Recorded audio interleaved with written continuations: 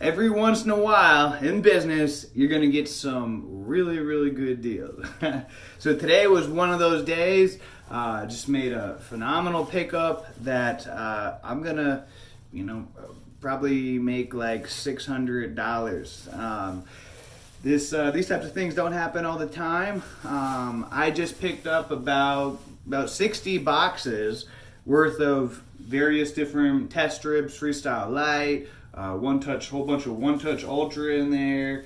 All kinds of really good stuff that was just, and I bought them from someone. And they sold me all this for $60. Now, normally I would have paid more for this, but this person, their loved one just passed away, and they were selling off all the stuff, and they came across the test strips and came across one of my ads and contacted me, and they're not familiar with selling test strips, so they told me what they had, and so I said, hey, make an offer. What you would just sometimes I like to let them make an offer first.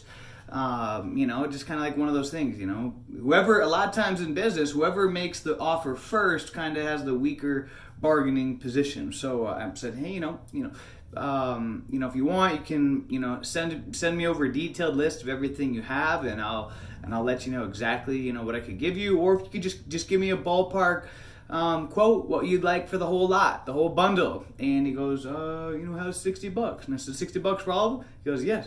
I said, you got yourself a deal.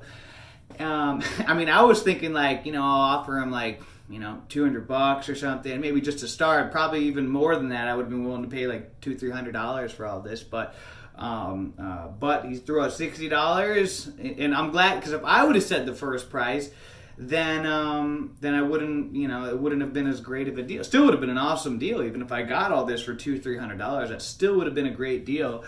But he made the offer first, so that's business. And and I don't feel bad about it. Why? I didn't force him to do this. He didn't have to. He's the one who contacted me, and he's the one who made the offer. He's the one who made the offer, so I was just agreeing to it.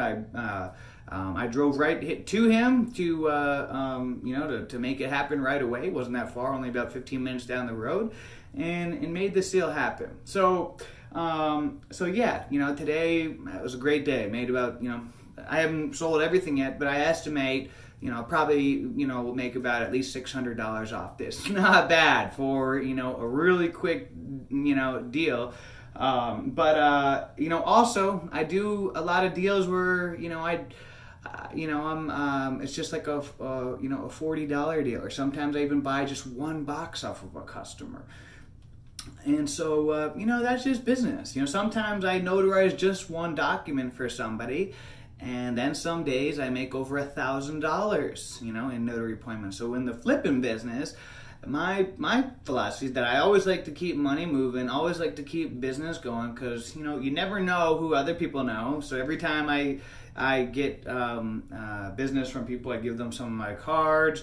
I give them, one of my magnets for their fridge. I'll have to show you guys, but and I have them save my number in their phone number. I have them save my phone number in their phone under George Test Strips, so that way, they can easily remember to contact me next time. And and a lot of times these, you may have just, I'm just getting one box from this person or something, but you never know. That person could turn into a lifelong customer. They could send you a lot of referrals, and then maybe the next time they'll have even more boxes, or maybe they have a loved one that passes away or something like that, and they inherit a bunch of boxes, or whatever the scenario is, they get a bunch of boxes. And so I've had that quite a few times where, one of my normal customers will all of a sudden just, something happens, they get a bunch of boxes and they sell them to me. So don't overlook just the small sales, the one boxes, things like that. But also know, when you're in business and you're doing this every once in a while, you're going to get a phenomenal deal. You're going to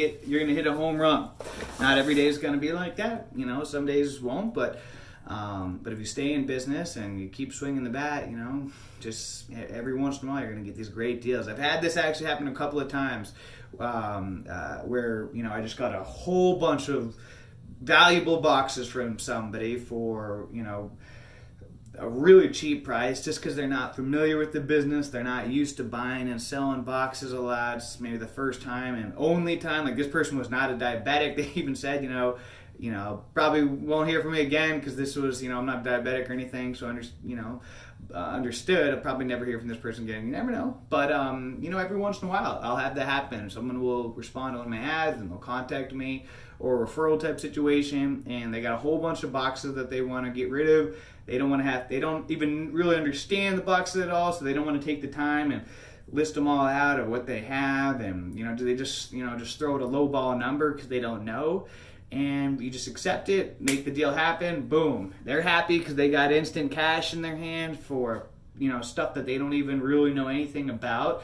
And I'm happy because I got a tremendous value. So you can make some really good money in this business. Sometimes you will deal with people that know the game and they know how much their boxes are worth. But a lot of people don't. I find that quite a few people don't know the value of the boxes or what they can be resold for, and they're just going for convenience. They're going for getting quick cash on hand. They don't want to have to deal with selling them on eBay. They don't want to have to deal with reselling them at all, and so they're all about convenience. And so that's where we come in. We got that cash right on hand. Cash is king. So until next time, guys, have a great day, a great week, a great month, a great year. Let's make it a great life. See ya.